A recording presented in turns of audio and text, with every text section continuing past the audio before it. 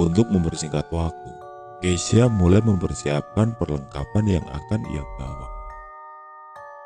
Beberapa saat kemudian, Tasya kembali menelpon Keisha. Kali ini ia menyuruh Keisha dan Karin ke rumahnya karena ada yang ingin disampaikan oleh ibunya Tasya. Tanpa pikir panjang, Keisha bersiap untuk ke rumah Tasya. Sebenarnya apa yang ingin disampaikan ibunya?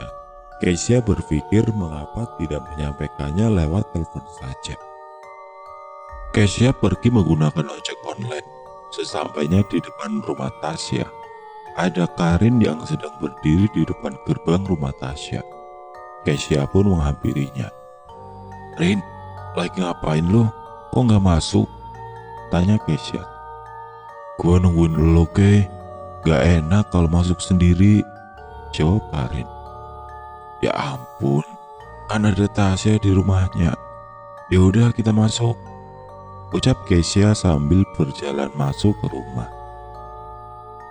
Tasya menyambut mereka dan mempersilahkan untuk masuk. Karin dan Keisha disuruh menunggu ibunya di ruang tamu. Setelah itu Tasya ke dapur untuk membuatkan mereka minuman. Tidak lama kemudian ibunya Tasya muncul dan menyambut Keisha dan Karin. "Maaf ya, ibu habis beresin gudang. Kalian udah lama?" tanya ibu Tasya. "Baru sampai kok bu, tenang saja," ucap Karin dan Keisha. Tasya mendekat ke ruang tamu dengan membawa minuman dan makanan.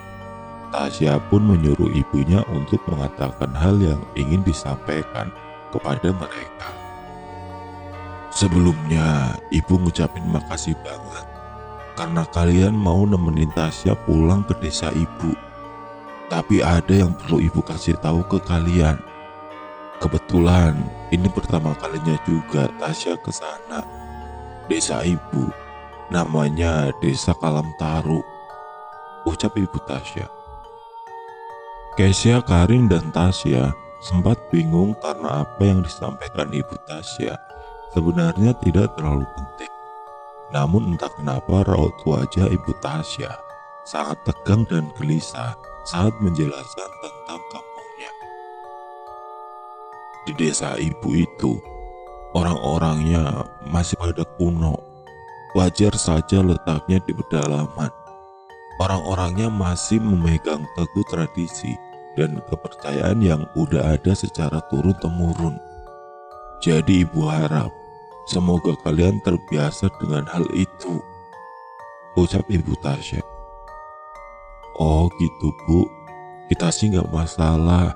Soalnya kita nggak akan macem-macem kok di sana," ucap Keisha. "Iya, ibu percaya. Satu hal lagi, kalian jangan pergi ke sembarang tempat tanpa pengawasan penduduk di kampung itu. Soalnya di wilayah itu masih banyak hewan liar. Pokoknya di sana ada pamannya Tasya. Dia yang akan mengawasi kalian selama di sana," ucap ibu Tasya. Keisha dan Karin merasa sebenarnya apa yang disampaikan ibu Tasya bukanlah hal yang begitu intens. Rasanya tanpa diberitahu pun, mereka sudah paham dengan tempat yang akan mereka kunjungi. "Baik bu, kita paham," ucap mereka. Lama berbincang mengenai kampung yang akan mereka datangi, Karin dan Tasya harus pamit karena mereka harus menyiapkan keperluan yang akan mereka bawa. Tasya mengantar mereka berdua ke depan. Setelah keluar dari rumah Tasya, Karin bertanya pada Tasya tentang sikap ibunya yang terlihat aneh saat menjelaskan tentang kampungnya. Tasya menghela nafas sambil berkata, "Kalau gua ngomong jujur ke kalian, kalian janji ya nggak akan ketakutan," ucap Tasya. "Emang ada apa sih Tasya? Lu malah bikin gua penasaran nih," ucap Keisha. "Dulu ibu gua pernah cerita kalau di kampungnya itu dia nggak pernah ngerasa tenang kalau hari udah mulai gelap," ucap Tasya. "Ya wajar aja lah Tasya, kan kata ibu lu wilayahnya itu terpencil dan ada di pedalaman. Di malam hari pasti banyak hewan buas yang berkeliaran, ucap Karin. Tapi ibuku bilang, ucap Tasya dengan suara lirih. Bilang apa Tasya? Lu jangan setengah-setengah kalau ngomong, ucap Kesya. Ibuku bilang ada yang lebih ditakuti daripada hewan buas. Karin dan Kesya terdiam sejenak, namun Kesya berusaha mengalihkan pembicaraan itu. Udah, jangan bahas macem-macem, kita kan mau liburan. Yang kita harus pentingin, ya senang-senang, ucap Kesya. Kesya kembali ke rumahnya untuk mempersiapkan semua kebutuhannya. Rencananya, mereka akan pergi di pagi hari. Sempat merasakan keraguan sesaat karena terpengaruh oleh apa yang Tasya ucapkan. Kesya berpikir apakah yang Tasya maksud dengan hal yang lebih menyeramkan dari hewan buas itu tentang hantu. Kesya mulai mengantuk dan menutup matanya. Tepat di pagi hari, Kesya terbangun dengan perasaan penuh semangat. Kesya mulai bersiap-siap. Sebelum berangkat, ia memastikan tidak ada barang yang ia lupakan. Setelah merasa yakin, ia pamit pada ibu dan neneknya. Sebelum berangkat, ibunya terus mengingatkan untuk selalu menjaga dirinya baik-baik. Begitupun neneknya yang mengingatkannya untuk tidak merepotkan di sana. Rencananya mereka akan melakukan perjalanan menggunakan bis. Kesya pun berangkat ke halte di mana mereka berkumpul untuk memulai perjalanan.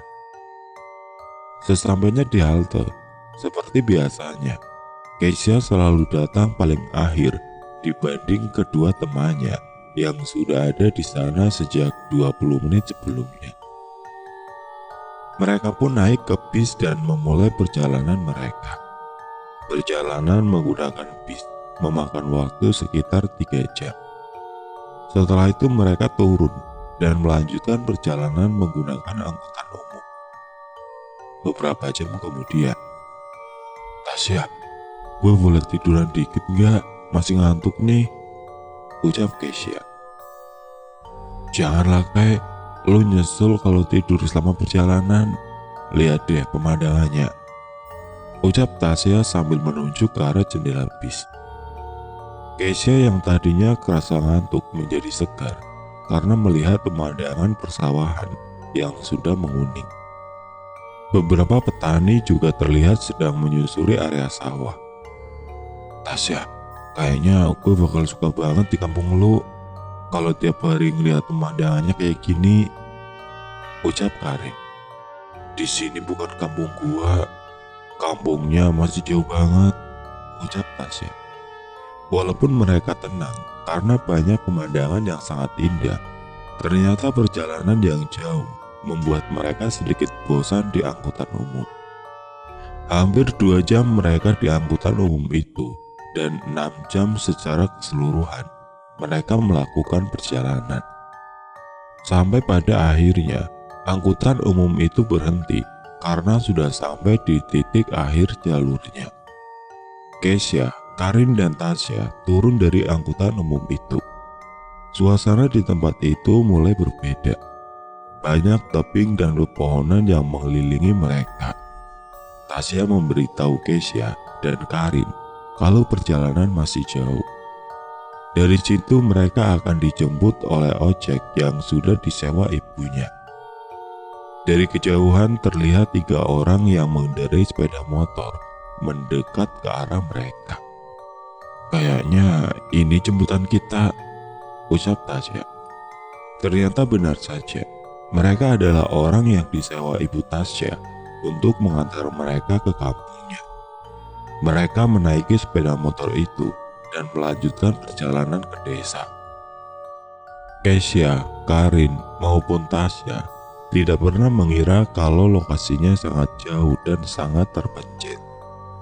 Perjalanan menggunakan motor sangat amat tidak nyaman. Jalannya penuh bebatuan dan pemandangan tidak sebagus sebelumnya.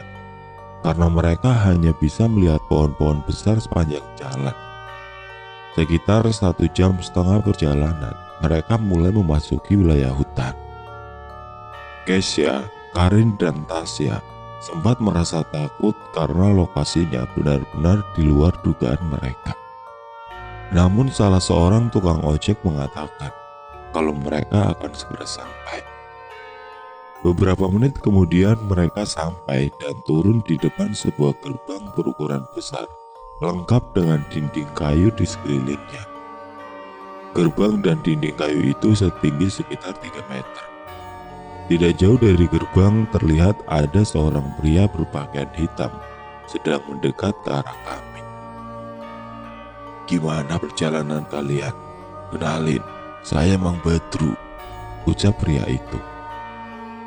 Ia menatap ke arah mereka bertiga seperti mencari sesuatu.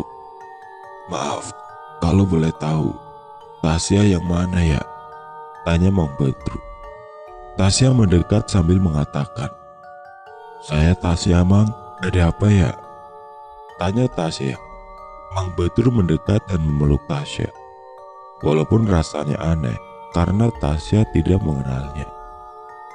"Saya paman kamu, Tasya. Akhirnya saya bisa melihat keponakan saya yang begitu cantik," ucap Mang Badru. Tidak heran kalau Tasya merasa canggung karena ia hampir tidak mengenal keluarga ibunya sama sekali. Kemudian Mang Badru menyuruh mereka untuk memasuki gerbang. Saat Mang Badru membuka gerbang, barulah terlihat kalau di dalam ada pemukiman di mana banyak rumah dan orang-orang yang sedang beraktivitas.